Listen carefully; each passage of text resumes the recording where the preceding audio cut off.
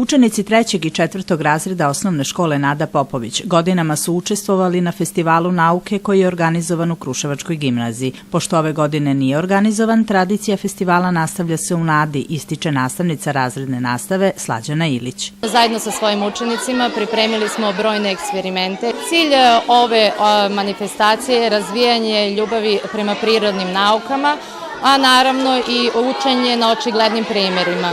Deca sa radošću izvode eksperimente i na taj način najbolje shvataju šta se dešava u prirodi i na koji način.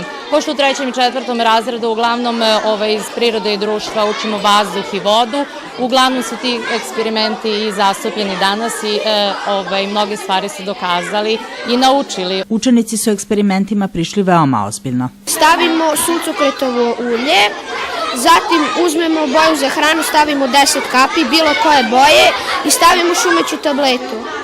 Šta se dobija time? Dobije se lava lampa. Uljani ostaci slabe površinski napon vode i oni će da se odalje od činije. A šta se dokazuje ovim eksperimentom? Da soda dikarbona i sirće pravi reakciju. Festival nauke po prvi put se organizuje u ovoj školi, a nadaju se da će proširiti aktivnosti i postati edukativni centar za darovitu decu. Inače, u okviru Dečje nedelje u Nadi Popović danas je priređen prigodan program povodom prijema prvaka u Đački savez.